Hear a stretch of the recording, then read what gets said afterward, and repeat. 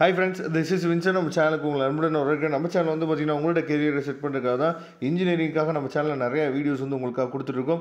ரெகுலராக நம்ம சேனலை நீங்கள் ஃபாலோ பண்ணிங்க அப்படின்னா போதுமானது. நீங்கள் நல்லபடியாக அரியர் இல்லாமல் நம்ம சேனல் மூலிமா நீங்கள் பாஸ் பண்ணுறதுக்கு நம்ம சேனல் வந்து கண்டிப்பாக உங்களுக்கு ரொம்பவே ஹெல்ப்ஃபுல்லாக இருக்கும். ஓகே ஃப்ரெண்ட்ஸ், ரொம்ப ஒரு முக்கியமான வீடியோக்குள்ள வந்திருக்கும். அதாவது M2 paper, numerical and statistics paper இருக்குது பார்த்தீங்களா?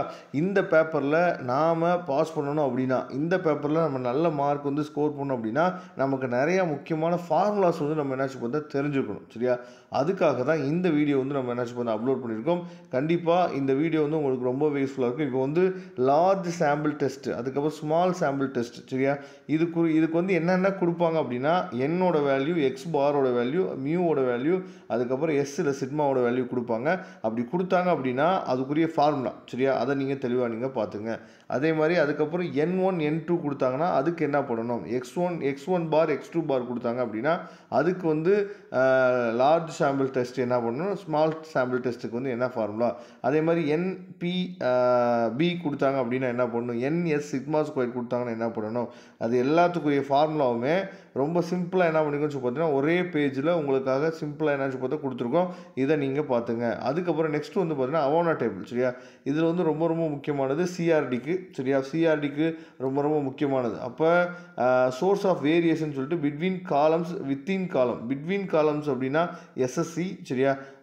சம் ஆஃப் தி ஸ்கொயர்ஸ், அதாவது எஸ்எஸ்சி அப்படின்னு நம்ம சொல்லுவோம். அதுக்கப்புறம் எஸ்எஸ்இ.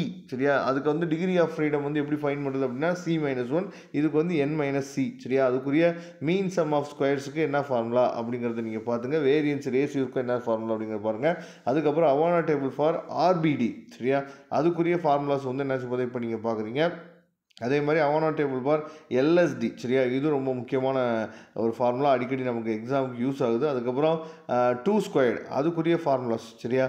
இதே மாதிரி உங்களுக்கு யூனிட் 1, யூனிட் 2, யூனிட் 3, யூனிட் 4க்கு என்னென்ன ஃபார்முலாஸ் இருக்குது. சரியா?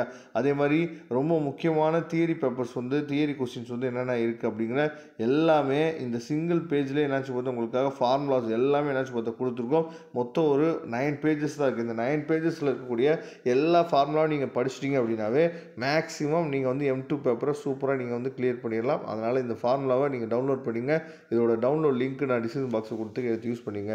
தேங்க்யூ. நம்ம நெக்ஸ்ட் வீடியோ பார்க்கலாம். அதுவரை உங்களை இந்த விடைபெறுவது உங்கள் நண்பன் வின்சென்ட். தேங்க்யூ.